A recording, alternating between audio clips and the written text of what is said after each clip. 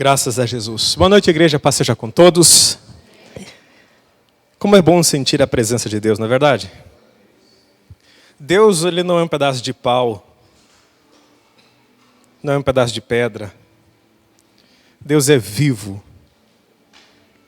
Ele é real, ele é verdadeiro. Ele é justo, ele é santo e ele é uma pessoa. Por isso dá para se relacionar com ele. Cada pessoa tem seu jeito de extravasar o que sente dentro do coração, não é verdade? Tem pessoas que são mais contidas, tem pessoas que são mais extravagantes. Mas o importante é cada culto que você vier, você manifeste exteriormente o que você sente por dentro, do seu jeito.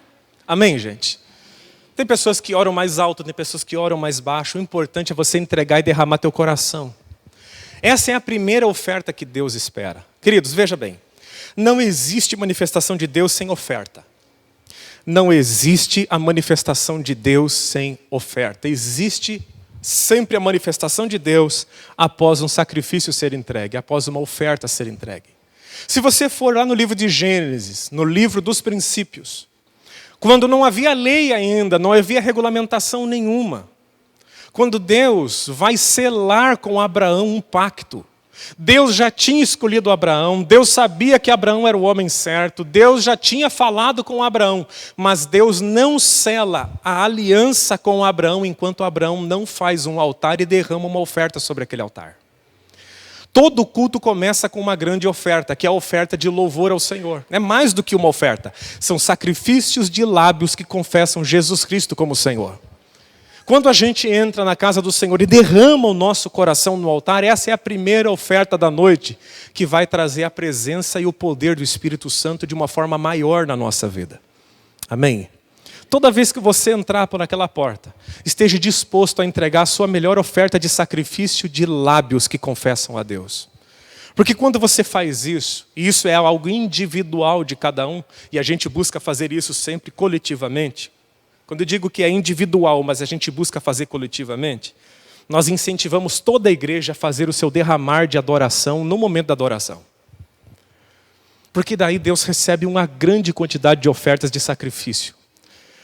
Nem sempre a gente entra na casa de Deus feliz, não é verdade? Às vezes a gente entra cansado, às vezes a gente entra distraído, às vezes para a gente entrar em sintonia e começar a derramar nosso coração é uma luta interior. Essa luta já faz parte do sacrifício que Deus está recebendo de cada um de nós.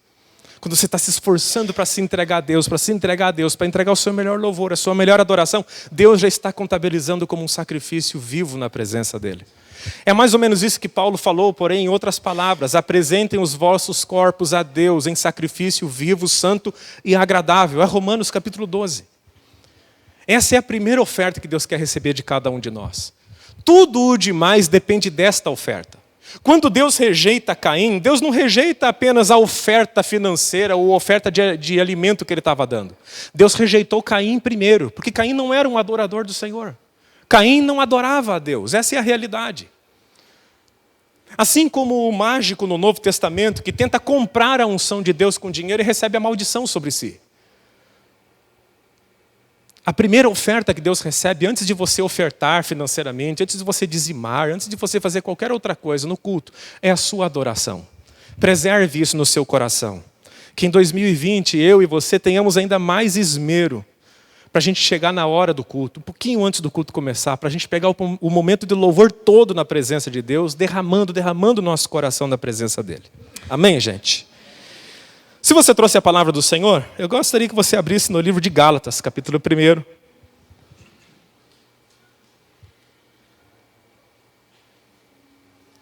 Gálatas, capítulo 1, verso 1 e verso 2.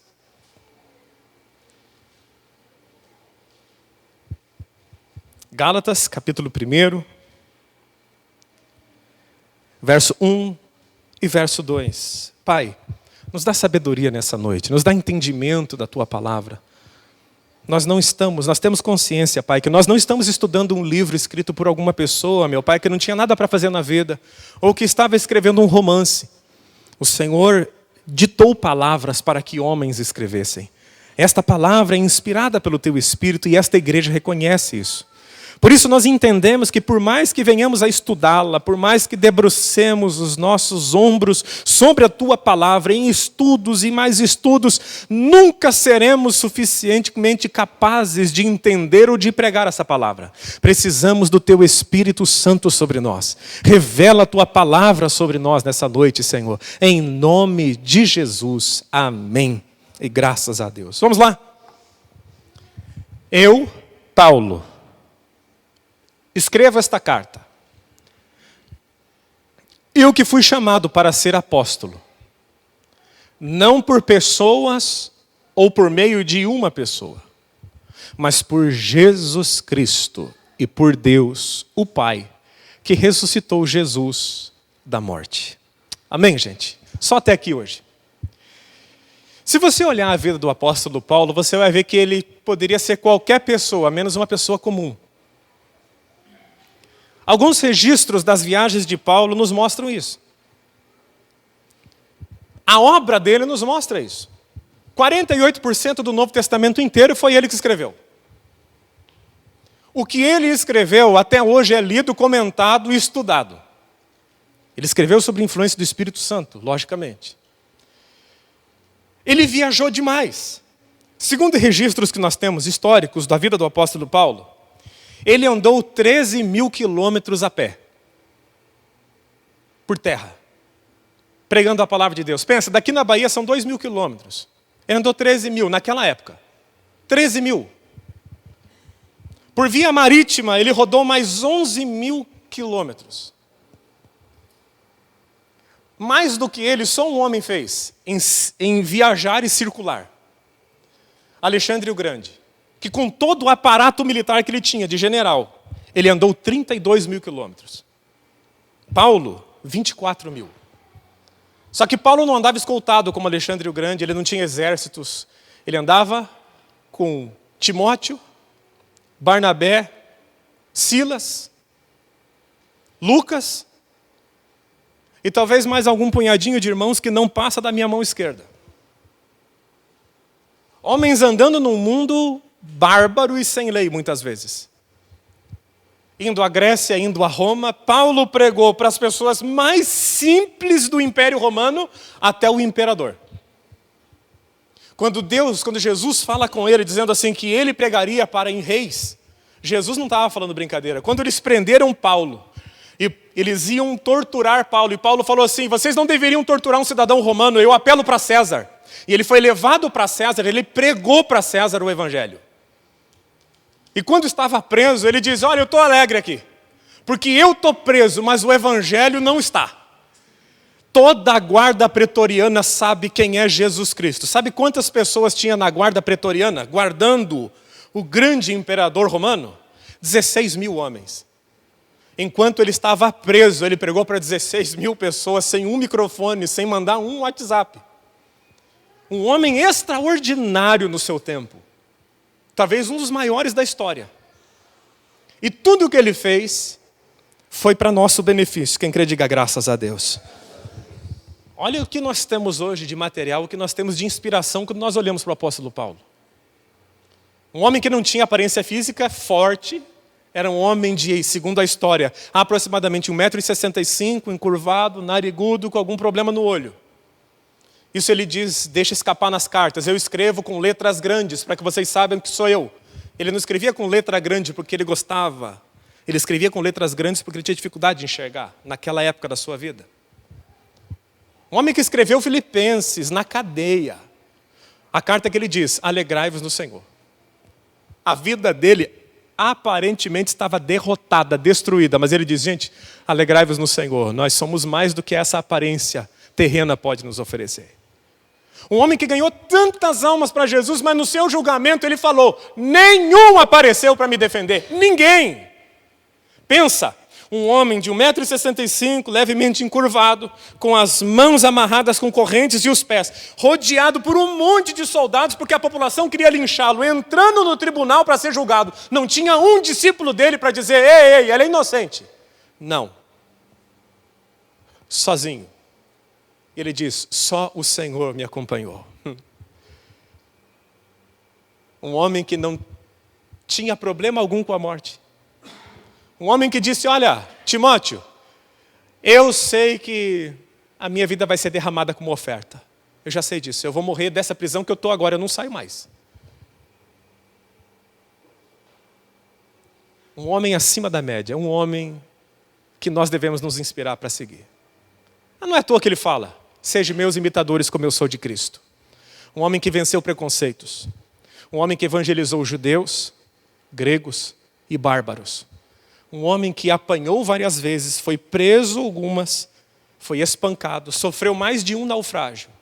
E no final das contas, ele declara para o seu amado filho na fé, eu completei a carreira. Eu completei. Eu encerrei a carreira, eu guardei a fé, e a coroa da vida já está me reservada. Um homem consciente demais do que era Jesus, quem era ele, e qual era o efeito da sua vida na terra. Uma pessoa que não nasceu para viver de qualquer jeito, assim como nós. Paulo aqui nesse texto vai dizer algo extraordinário para nós, que está incluído nesse texto aqui. Que estava dentro do coração dele, o que motivava, o que fazia esse homem fazer tantas coisas. O que fazia esse homem avançar tanto e não desanimar? Ele falou assim, gente, em todas as circunstâncias, nós somos abatidos, mas não desanimados, pensa. Ele não tinha casa própria, ele não tinha endereço próprio, ele não tinha família. Quando ele começou a pregar, ele não era casado, talvez fosse viúvo, mas é uma especulação. Ele era sozinho. Nos momentos de dor ficou sozinho, mais sozinho do que nunca. E no final das contas ele botou a cabeça dele sobre um tronco de uma árvore e um soldado decepou a cabeça dele e foi o fim dele. Aquele que diz, alegrai-vos no Senhor. Viveu até o último momento na terra de forma digna, não abaixou a cabeça para o mundo. O mundo se curvou diante dele. Há relatos que aonde eles chegavam, eles diziam, os alvoroçadores do mundo chegaram. Os homens que estão alvoroçando o mundo inteiro chegaram aqui. Homens que, segundo o livro de Hebreus, a terra não foi digna deles. O que Paulo tinha no coração dele? Que ele deixa claro aqui. Que se eu e você também tivermos claro dentro de nós, nós faremos proezas. Coisas grandiosas. Primeiro, ele tinha convicção de quem ele era. Ele diz, eu sou apóstolo. Paulo estava resolvendo um problemão da igreja aqui. O negócio era o seguinte, falsos pastores tinham entrado na igreja. E estavam cativando a igreja com um grande discurso, uma boa oratória e uma simpatia maravilhosa. Mas com heresias terríveis. Paulo estava longe. Paulo escreveu essa carta porque ele não estava presente nessa região. Ele escreve uma carta para restaurar uma igreja que estava morrendo debaixo do legalismo. Eles estavam voltando para a lei de Moisés. E estavam rejeitando a autoridade de Paulo. Paulo falou assim, quer saber de uma coisa, gente? Eu sei quem eu sou. Eu sou apóstolo. Eu conheço quem eu sou, eu sei quem eu sou diante de Deus. Você sabe quem você é diante de Deus? Você tem essa convicção interior de quem é você? A Bíblia declara que aquele que crê em Deus, quem crê no Senhor Jesus, nada é impossível para aquele que crê. A Bíblia diz que maior é aquele que está em nós do que aquele que está no mundo.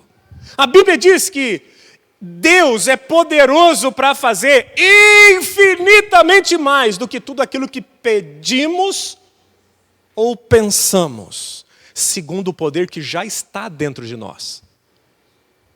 A Bíblia declara que nós somos feitos filhos de Deus e reconciliados com o Senhor. Essa é a nossa identidade. Somos embaixadores de Cristo numa terra que demanda a pregação do Evangelho. Saber quem somos vai nos ajudar em todas as áreas da nossa vida. Era uma chave que Paulo carregava dentro de si. Quando ele começa a escrever para a igreja, ele está falando assim, eu sei que eu sou. No contexto de toda a carta, ele vai dizer, talvez eu não seja tão eloquente contra esses homens, talvez eu não seja tão convincente com palavras, porque Paulo não tinha um discurso arrojado. Dentro do contexto do Novo Testamento, quem pregava muito, tinha uma baita de uma oratória, era Apolo. Paulo não. Paulo não tinha. Paulo tinha muito mais precisão para escrever do que para falar. Ele falou, eu não falo bem como eles, mas eu sei quem eu sou. Eu sou apóstolo, e quem me levantou não foram vocês, foi Jesus Cristo. Ele sabia quem ele era. Ele tinha convicção de quem ele era. Eu fico pensando, imagine nós, com todo o poder que nós temos, uma vez nossa identidade está bem firmada no Senhor, e Deus pegar tudo que está dentro de nós, que Ele colocou em Cristo Jesus dentro de nós, e colocar para fora. Que rebuliço que a gente não pode fazer nessa cidade. Que estrago no império das trevas que qualquer um de nós pode fazer. O que nós não podemos fazer, não existe limites para aqueles que creem no Senhor Jesus Cristo, nosso Salvador. Quando você sabe quem você é, a vida facilita, porque primeiro, você não vai ter ciúme de ninguém. Você não precisa ter ciúme do próximo, você não precisa ser como o outro, você não precisa ficar olhando no teu Instagram para ver quem você vai copiar, porque você entende que você é o ser que Deus criou para ser você. Diga assim, Deus me criou para ser eu mesmo. Você sabia que é justamente no terreno do inimigo é que a humanidade é descaracterizada? É justamente nos arraiais do nosso adversário. No âmbito onde o diabo governa, que o ser humano é desconstruído. Aonde as pessoas têm que andar de acordo com a moda para ser aceito. Aonde as pessoas têm que falar de certo modo para ser ouvido. Onde as pessoas têm que ter certa quantidade de dinheiro para ser aceito. Ou seja, no reino do diabo você não pode ser quem você é. Mas no reino de Deus, Deus vai arrancando os nossos pecados para que a gente seja puramente quem Ele criou a gente para ser. Com todas as características, com todas as potencialidades de cada um de nós. Aquele que é mais esquentadinho vai continuar sendo mais esquentadinho, mas vai ser cheio do Espírito Santo, e aquela esquentadinha dele vai ser para a glória de Deus, ele vai ser usado para isso. Aquele que é mais calmo, mais pacífico, mais devagar, ele vai ser usado por Deus mais devagar, mais pacificamente, para outra coisa. Vai ser usado. Deus, Ele quer nos limpar de toda obra diabólica e de todo o sistema mundano, para que sejamos plenamente quem nascemos para ser. Deus não errou quando Ele colocou você no ventre da sua mãe. Deus não pensou assim, puxa vida, fiz o Anderson errado. Deixa, quando ele se converter, eu destruo ele e faço de novo. O novo nascimento é para renascer para a vida. Não significa que Deus errou nas potencialidades, personalidades que Deus colocou na gente. Significa que o diabo, muitas vezes, usou de muitas artimanhas para descaracterizar a gente. Lembra aquela moda que teve um tempo atrás aqui, chamada emo? Lembra daquele pessoal? Que era o... Lembra disso? Você ia no Shopping Miller, domingo, emo, uma pessoa comum. Emo, uma pessoa comum. Lembra disso? Era só emo. O que era aquilo? Aquilo lá é o extremo da patronização que o diabo gosta. Todo mundo descaracterizado de si mesmo para ser parecido com o outro, para ser aceito por uma sociedade. Ou no reino de Deus não é assim. Deus nos coloca exatamente como deveríamos ser desde o princípio, se o pecado não tivesse entrado. Ele colocou as nossas potencialidades e personalidades, porque Deus quer usar a nossa personalidade. Eu fico pensando, imagine se o grande rei Davi fosse um cara muito assim, Deus pegou Davi, formou Davi, o rei Davi, e botou dentro dele um negócio que a gente poderia chamar de qualquer outra coisa hoje. Mas ele não era um cara pacífico. Ele era o cara que Deus falava assim, pega a tua espada e mata 300 pessoas para mim hoje que eu quero que você vá lá e faça esse serviço. Ele não chegava, com licença, por gentileza, Deus pediu. Eu estou com a minha tropa aqui, quem vai se render? Não. Quando Davi entrava na guerra, se você vê as histórias seculares de povos, quando narrava a entrada do rei Davi para destruir uma nação, você vai ver só o que era um camarada com o sangue derramando no olho. Deus queria ele daquele jeito, para aquele tempo, para aquela obra. Ponto. Você olha o apóstolo Paulo, Deus queria ele para aquele tempo, para aquela obra, daquele jeito Deus usou ele.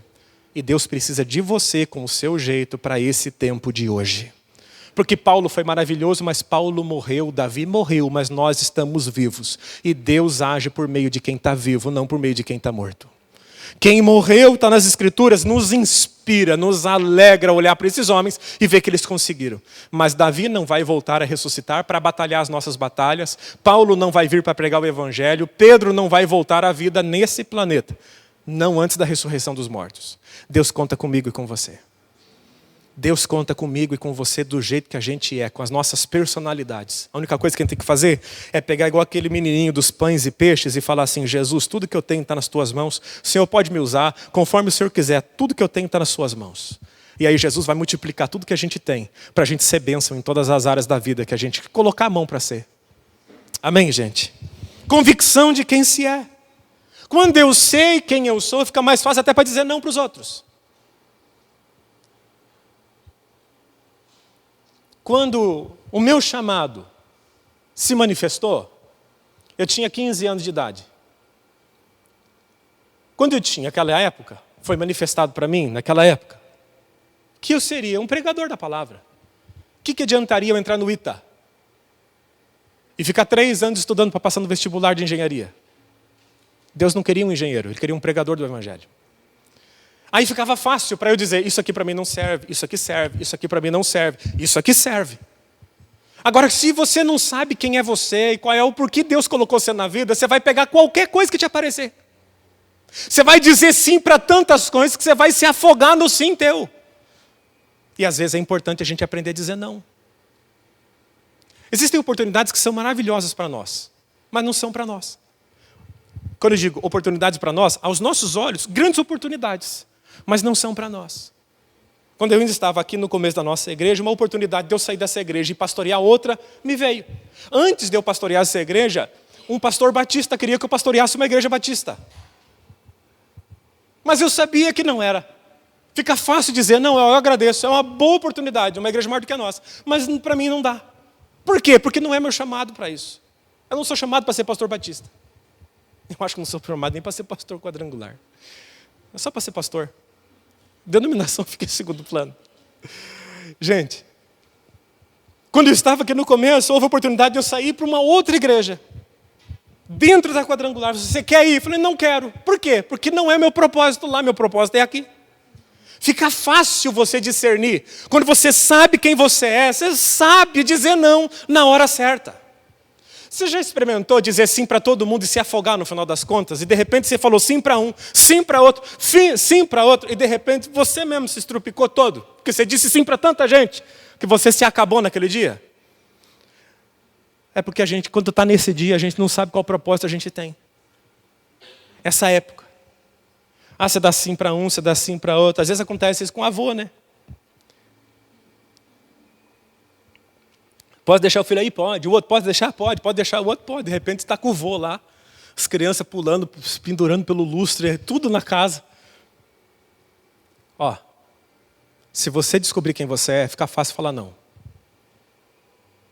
Fica fácil você dizer não para certas coisas.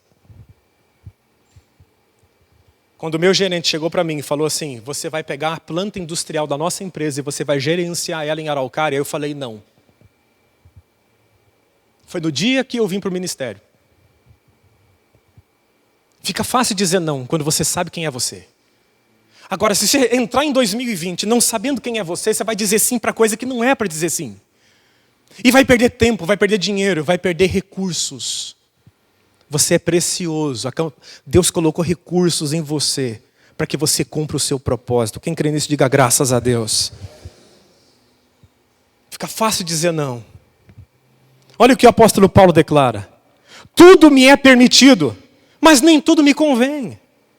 Tudo me é permitido, mas eu não deixarei que nada me governe. Ou seja, nem tudo que é bom para mim. Esse dia eu estava falando e aconselhando um homem sobre isso. Você que é homem casado, você sabe que você tem que mudar a sua vida depois que casa. Amém, gente? Você não pode continuar sendo solteiro depois que você botou uma aliança no dedo esquerdo. A gente tem que aprender a falar não para um monte de coisa depois que a gente casa. Porque tem coisas que não tem problema algum, mas não serve para nós mais. Não serve para mim ficar saindo todo dia no final de tarde para me encontrar com meus amigos e deixar minha mulher em casa. Não serve mais. É pecado? Não, mas não serve para mim. Servia ficar batendo bola com meus amigos todo dia quando eu era solteiro, morava na casa do meu pai. Aí dava. Mas agora que você tem mulher, tem filho, tem responsabilidade, você coloca uma lista daquilo que é mais importante e algumas coisas você vai dizer não. Mas não porque é pecado. Não, não é porque é pecado, é porque já não combina com a minha vida isso mais. Quando você era solteiro, você não gastava o teu salário inteiro, ficava naquele limite assim, ó. Ganhava 1.000, tirava o dízimo, quando tirava, gastava 899, ficava com R$1 buscando alguma coisa para gastar. Você faz isso depois que você casa? De jeito nenhum, a não ser que seja necessidade. Você não faz. Mas é pecado gastar o dinheiro todo? É pecado você ganhar 10.000, separa 1.000 de dízimo, você gasta os 9.000, é pecado? Não, mas não dá para você mais. Existem coisas que passam, há tempo para todas as coisas. Nem tudo que é bom para mim. Neemias capítulo 6 vai dizer assim, ó, por isso enviei-lhes mensageiros com essa resposta. O pessoal queria tirar Neemias da construção do muro. E eles começaram a convidar Neemias para fazer umas festinhas.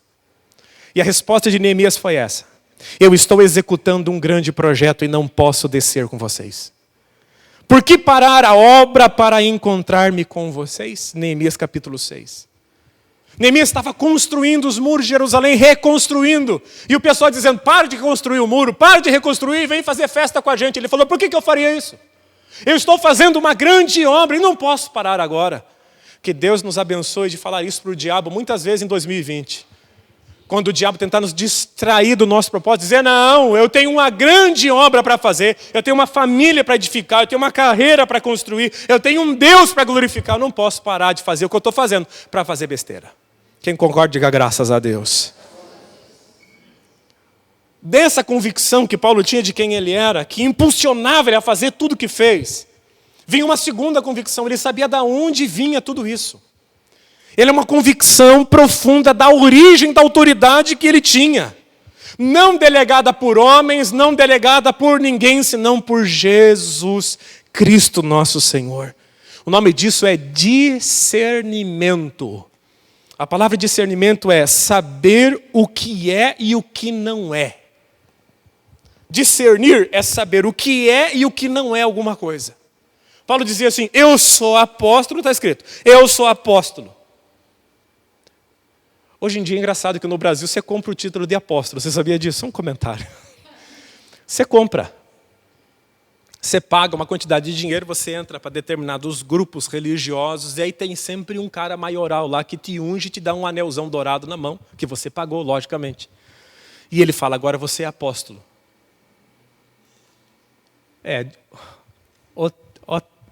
Ó tempos, né? Que nós vivemos. Hoje unções são assim, em alguns lugares, não é em todos os lugares. Apesar de que eu só acredito que apóstolo foram esses. Existe a função de missionário hoje, que a palavra apóstolo no grego aponta para missionário. É isso que dificilmente as pessoas querem ser. Mas o apóstolo é aquele que governa a igreja, meu irmão, ó, esquece. Esses caras já morreram, foram só esses aqui e acabou. Mas existe a função apostolar hoje? Existe. A apóstola, a Andréia, que veio pregar aqui da Paraíba, ela é uma mulher na função apostolar. Ela foi lá, abriu uma missão e está pregando o evangelho na Paraíba. Mas a gente costuma chamar isso de missionária hoje em dia. A função apostólica existe? A função apostólica existe. E apóstolo existe? Não existe mais. Significa autoridade suprema sobre a igreja. E não existe mais isso. O último que foi vivo, que nós temos o relato, apóstolo João, escreveu o Apocalipse. Morreu de velhice. Graças a Deus, mora na glória e nós vamos conhecê-lo lá. No nosso meio, está meio confuso hoje. Esse meiozão gospel brasileiro está meio feio na situação. Mas nessa época aqui não era assim.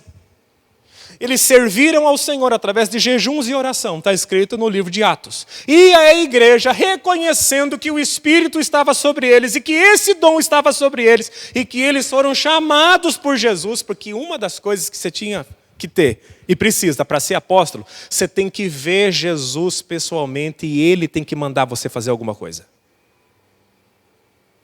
E Paulo fala, eu fui como abortivo, um dos últimos, o último, aquele que não era nem para nascer, mas acabou nascendo.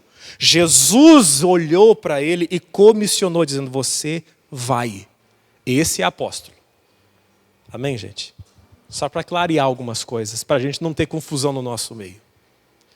A igreja estava orando, jejuando, e Paulo e Barnabé foram separados pelo Espírito Santo, mesmo porque Paulo já tinha visto Jesus. Tinha ficado 3 anos na Arábia, onde Jesus contou todo o evangelho para ele, onde Jesus revelou todas as escrituras para ele. Por isso que ele fala no livro de Coríntios, porque eu recebi do Senhor o que também vos entreguei. Ele recebeu de quem? Diretamente do Senhor. Quem entendeu, quem explicou o evangelho para ele foi Jesus. Tanto que ele vai depois de 3 anos e conversa com Pedro, e depois de 14 anos ele volta para Jerusalém para conversar com todos os apóstolos. De tanta certeza que ele sabia de quem ele era, e da autoridade que vinha sobre a vida dele, de quem vinha a autoridade apostólica sobre ele, ele não precisava de aval humano. Ele sabia quem ele era. Ele sabia discernir isso. Isso me liberta. Quando eu tenho convicção de onde vem a minha autoridade, isso me liberta da opinião pública. Diga assim, em 2020... eu vou ser liberto da opinião pública. Essa escravidão da opinião pública, de ficar o tempo inteiro vendo o que os outros estão achando bem ao nosso respeito. Gente, você não vai agradar todo mundo, principalmente se você se posicionar. Se você se posicionar, você já vai arranjar inimigo por aí. Certo ou errado? Vai no seu trabalho e se posiciona como crente. Na hora de uma piada, não dê risada. E você vai ver o que vai acontecer. Se posicione sabendo quem é você e quem é o Deus que te escolheu. Você fala assim, não, você não pode fazer piada com o nome de Deus na minha frente. Não dá, cara, eu não vou dar risada. Pronto, você já arranja uns 2, 3 inimigos ali. Agora, se você quiser agradar a galera, a multidão, a geral, no Maracanã antes tinha a geral, lembra? Que aquele pessoal que ficava na geral, em volta do campo, e tinha uns que iam com roupa do Batman, lembra daquilo? Lembra? E o pessoal fazia gol no Maracanã, eles corriam para a geral, para jogar camisa na geral, porque o pessoal da geral é o pessoal da festa. Se você quiser agradar a geral, basta você não ser fiel a Jesus Cristo, que você vai agradar todo mundo. Porque se eu quisesse agradar a homens, a Escritura fala, eu já não seria servo de Jesus Cristo. Se você está buscando agradar pessoas e querer ser agradável para todo mundo, no sentido de, eu quero ser bem quisto em todo lugar que eu entro, você vai ter dificuldade de ser fiel a Deus. Porque tem lugares que são hostis à palavra do Senhor. Existem comportamentos que nós amamos a pessoa, mas o comportamento tem que ser confrontado. Não dá para conviver com comportamentos que desonram o nome do nosso Senhor, principalmente dentro da nossa casa. Você que é pai, entenda isso. Se o seu filho desonra o Deus que você serve, confronte-o, o eduque, o discipline-o dentro de casa. É sua obrigação fazer isso. Não adianta empurrar para a igreja e falar que é nossa responsabilidade, porque não é. Amém, gente? Quando eu entendo quem eu sou e sei de onde vem o meu poder, o poder que vem sobre a minha vida, vem de Jesus para eu ser o que eu sou, aí a opinião de Jesus vale mais do que qualquer opinião para nós. Eu não estou falando para você ser uma pessoa antipática, desagradável, não estou falando isso. Eu estou falando que quando você sabe quem é você e de onde vem a salvação que te garante ficar de pé, você não aceita qualquer comportamento perto de você. A convicção da origem da sua autoridade. Ele aprendeu com o mestre. Nenhum poder terias contra mim, disse Jesus, se de cima não te fosse dado. Mas aquele que me entregou a ti, maior pecado tem. Lembra quando Jesus estava sendo julgado? E ele fala para quem estava condenando ele, você está fazendo isso porque tem poder do alto que te mandou fazer isso. Deus permitiu você fazer isso. Veja. Por trás das nossas ações cristãs, nós que somos crentes, há um poder de Deus agindo sobre nós. E nós não podemos negociar isso por qualquer outra coisa, nem que seja por um tapa nas costas. Quando Jesus entrou na sinagoga, no começo do seu ministério, o diabo deu um marketing para Jesus fantástico. Entrou endemoniado na reunião, e Jesus olhou para aquele endemoniado no meio de todo aquele pessoal, mais ou menos 250 a 300 pessoas, cabia dentro da sinagoga, mais um tanto de gente para lá de fora. O endemoniado chegou e falou, eu sei que tu és o Cristo, o Filho do Deus vivo. E Jesus falou, cala a sua boca e saia dele. Se esse demônio tivesse entrado em algumas igrejas hoje, falasse, viu, igreja, o teu demônio reconhece a minha autoridade. Mas Jesus não fez isso. Ele simplesmente mandou o diabo calar a boca e sair daquele homem. Nós não precisamos buscar aplausos das pessoas. Nós precisamos da aprovação de Deus sobre a nossa vida. Nós precisamos da aprovação de Deus sobre a nossa vida. Terceiro, quando eu sei quem eu sou, que era o que Paulo fez, quando eu sei da autoridade que me trouxe a ser o que me fez ser o que eu sou, eu não tenho inveja de quem está em cima e não piso em quem está embaixo. Quando ele escreve para os Gálatas, ele fala assim: eu, apóstolo, não por homens, segundo ponto da mensagem. Terceiro, junto com os meus amigos e irmãos, saúdo a igreja da Galácia. Quando a gente sabe quem a gente é e da onde vem o poder que veio sobre a nossa vida para ser quem a gente não tem ciúme dos outros. A gente aprende a conviver com quem é melhor do que a gente em várias áreas e não se corrompe por inveja. Você não tem problema com o outro que é melhor do que você no seu trabalho. Você não tem problema com outra pessoa dentro do seu ministério, porque você sabe quem é você. E quando você sabe quem é você sabe diferenciar os outros. Tem gente que acha que ser humilde é o bonito falar que é feio.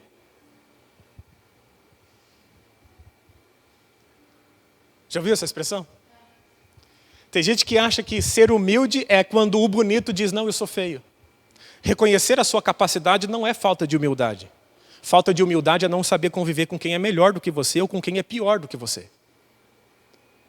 Sabe aquelas pessoas que são lerdas? Sabe quando você fica meio irritado assim? Eu sou um pouco sanguíneo. Sabe quando você fica meio sem paciência com pessoa que é devagar? Quem tem esse problema aqui? Amém.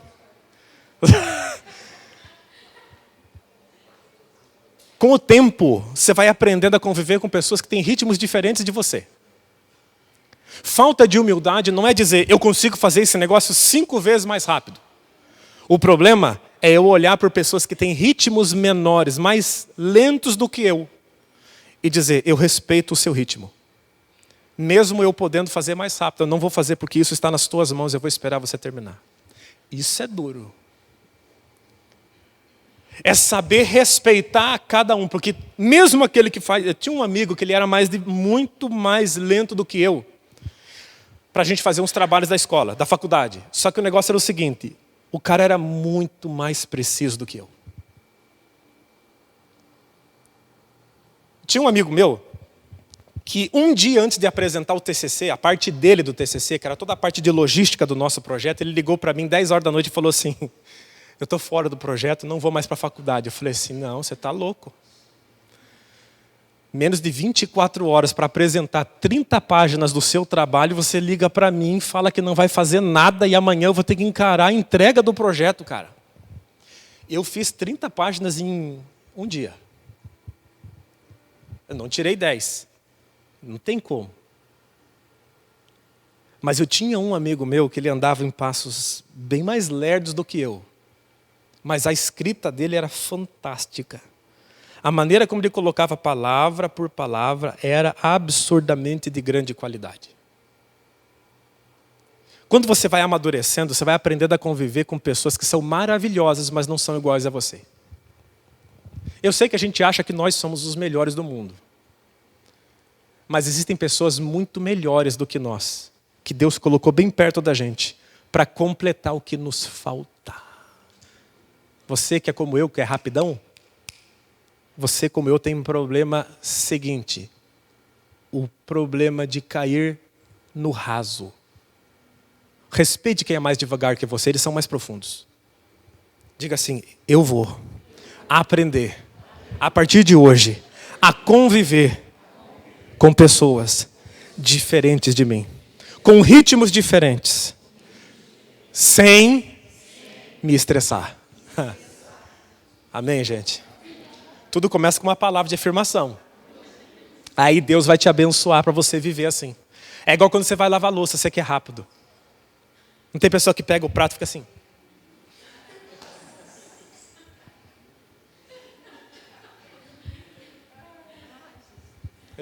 Te irritou só de eu fazer isso. Eu sei. Você vai aprender a conviver com pessoas que são diferentes de você. Paulo falou assim: gente, eu sou apóstolo, minha autoridade veio de Jesus, e eu estou com alguns amigos. Ele não falou assim: eu estou com tudo gente pior do que eu perto de mim. Todas as pessoas que estavam perto de Paulo não eram iguais a ele, nenhum. Mas você vai ver nas cartas de Paulo, mais ou menos uns 32 cooperadores que ele fala: o fulano de tal. Tinha um que ele falou assim, ó, teve essa pessoa aqui, ela é maravilhosa, porque eu estava preso. Ele foi lá e contou algumas coisas engraçadas para mim. Eu dei risada bastante quando eu estava preso. Ele me alegrou, me recreou quando eu estava preso. Olha o ministério que esse homem exerceu sobre Paulo. Foi lá e contou umas piadas gospel para ele. Contou umas piadas engraçadas, bonitas para ele. Algumas histórias, uns causos. Paulo ficou feliz na prisão. Paulo fala assim, esse é meu cooperador. Ele não tinha expulsado nenhum demônio, não tinha ganhado nenhuma vida, mas ele alegrou o coração do apóstolo. Ele falou, esse cara é meu cooperador. Aprendeu a conviver com gente diferente. Fecha seus olhos. Quero orar com você. Paulo fez o que fez. Paulo foi o que foi. Lógico, ele teve um encontro com Jesus, como eu e você tivemos. Alguém pode dar graças a Deus por isso? Você teve um encontro com Jesus. Talvez não tenha sido Jesus brilhando, talvez você não tenha caído no chão, você não tenha ficado cego por 3 dias, mas Jesus tocou teu coração e mudou tua vida. Então, o encontro com Jesus nós também tivemos. O que talvez nos falte é o que tinha em Paulo. Convicção profunda de quem ele era. Eu sou apóstolo. 1. Eu sei que eu sou. 2. Eu sei de onde vem a minha autoridade. Vem do trono da graça. Não foi da igreja, não foi do fulano, do ciclano. Foi de Jesus Cristo, nosso Senhor e Salvador. 3. Ele aprendeu a conviver com pessoas diferentes do que ele. Timóteo era tímido. Paulo tinha que, vez ou outra, escrever para Timóteo e dizer, homem, aviva o dom que está em você. Vamos! Mas também Paulo estava com Lucas do lado. Lucas era aquele homem mais devagar, mas ele era meticuloso. Escrevia detalhe por detalhe, com calma, com precisão. Boa parte do que Paulo ditou foi Lucas que escreveu. Parte daquilo que nós falamos que foi Paulo que escreveu, Paulo narrou. E Lucas digitou, escreveu. E Paulo assinou no final. Assim como Jesus. Jesus andava com Pedro, que era estourado. Jesus andava com Mateus, que era meticuloso, aquele homem da contabilidade, o homem que era da Receita Federal da sua época. Mas também tinha Judas, ardiloso. Saber lidar com as pessoas é uma arte, gente. E Deus vai te abençoar de você lidar com pessoas diferentes do que você, sem você se corromper, sem você se estressar, sem você perder a paciência e a graça e a bênção de Deus sobre a sua vida. Porque é justamente pessoas diferentes de nós que nos abençoam. Pessoas que são diferentes de nós, que nos completam naquilo que nos falta. Aquele que é rápido e lava a louça num segundo, ele pode deixar um monte de vestígio de louça mal lavada. E por isso, às vezes, é bom ouvir aquele que é mais lento dizer, vá devagar. Que Deus te abençoe. E de você nunca se esquecer quem é você. Não se esquecer o Deus que você serve. E aprender a lidar com pessoas diferentes de você. Paulo soube tudo isso, por isso ele fez o que fez. Que Deus te abençoe. Fique de pé, eu quero orar com você em nome de Jesus. 2020 vai ser um grande ano para nós. Alguém concorda? Vai ser um grande ano para nós.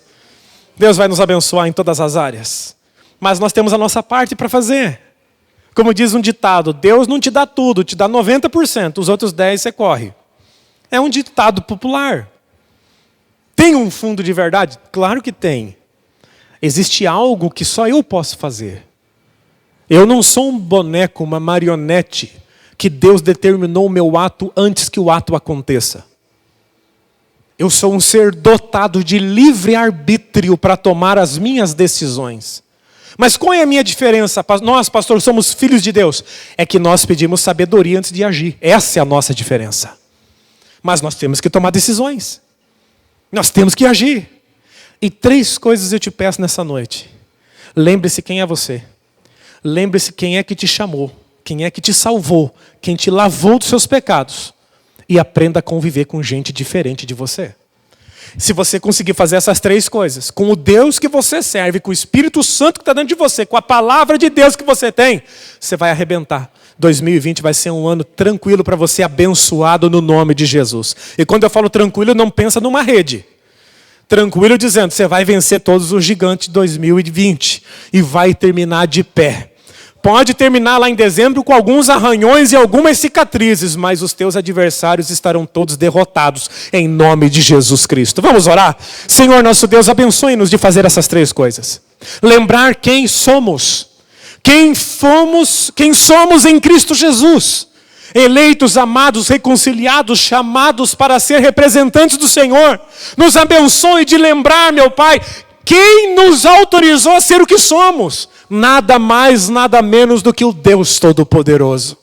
E nos abençoe, Pai, agora. Em especial também, nos ajude a conviver com pessoas diferentes de nós. Nos ajude a conviver com pessoas que não são parecidas conosco. Sem estresse, meu Pai, sem aquela irritação interior, sem a agitação interior nossa. De querer que os outros façam rápido como nós, ou que façam mais devagar como nós. Nos abençoe de respeitar a diferença dentro do reino, meu Pai. Porque no reino cada um é aquilo que nasceu para ser. Com suas capacidades, potencialidades, personalidades. Nós não queremos ser padrão, meu Pai. Nós não queremos ter uma mesma padronagem. Cada um é cada um aqui dentro. Abençoe que cada um floresça de acordo com a Tua vontade. De acordo com o Seu querer. Nos tons que o Senhor estabeleceu para cada um florescer. E na época que o Senhor estabeleceu para cada um. Que cada um seja único diante do Teu altar. E saiba valorizar, meu Pai, essa obra do Senhor de ser único em fazer coisas únicas sobre a terra, como nós. Nos abençoe assim. Nos livra da tentação diabólica da imitação. De querer ser igual ao outro. De querer imitar condutas que para nós não servem. Nos livra da maldição, da escravidão da opinião dos outros, meu Pai. Aqueles que aqui estão, que são escravos de elogios dos outros, que precisam da aprovação dos outros. Liberta-nos disso, meu Pai.